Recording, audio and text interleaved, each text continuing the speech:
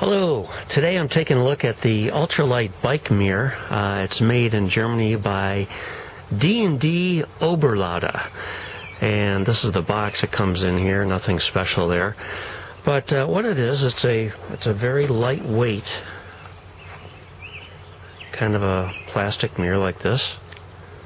It's probably nylon or something exotic like that. And there's a ball joint here. And installation is very simple. There's a screw here, and this uses that kind of adjustable band. So on my bike, I found basically 3 spots where you might want to place this mirror. Place number 1 is down at the bottom end of your handlebars. And it would be like this.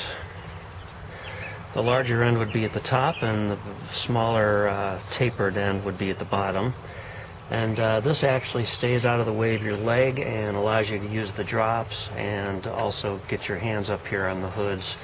Doesn't impede your hand movement whatsoever. The downside of having it down there is just a little far away from your eyes, and I don't think it gives you quite as good of the view of the road as you'd like. So you've got 2 other options. You could place it on the hoods, and this is going to work for a lot of people. Gets a little closer to your eye, so you get a little better view of the road behind you, and if you're careful, you can, your hands aren't really going to interfere with the mirror. But I didn't quite like that either, so I ended up putting it right below the hoods. And this, to me, was the best choice because I could use the drops, I could use the hoods, I can pretty much place my hand anywhere, and just a little minor inconvenience here, but no big deal. So the way this adjusts is you place it on the bar where you want, and then you place the set screw in here, and you just tighten it up to what you need. And you want to be very careful you don't over-tighten it. Of course, you'll need a screwdriver. You don't want to over-tighten it because there's just a nylon band and these threads could strip quite easily, I would imagine. So you just want to snug it up to a point where it's secure but not overly tight. Because the mirror is so light, you get very little vibration when you're riding.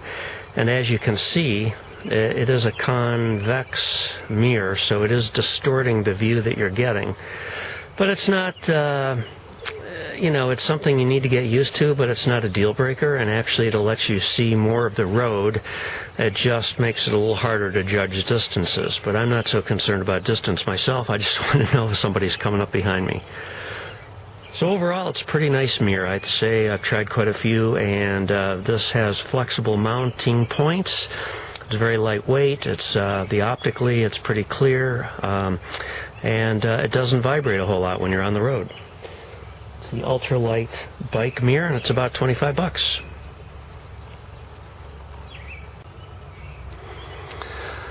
Okay, this is the mirror installed on my bar right now, and I'm going to tell you a little secret. Once you install the mirror, this tab here is going to be sticking out, straight out basically out of the slot here, and you're supposed to trim it. But I don't want to trim it because I may want to put this on a different bike, or I may decide I want to put it up on the hoods or whatever reason. So instead of having this 1-inch long piece of plastic sticking straight out, I've gotten just a very small twist tie, not a twist tie, but one of those nylon cinch ties, and it's a very small one, and it's the same color as my bar tape and the black plastic on the mirror itself. And I'm just cinching it up here to hold that down, and then I'm just going to trim this off. And that way I've got the original length and I don't have to worry about it. So I hope that little tip helps you out.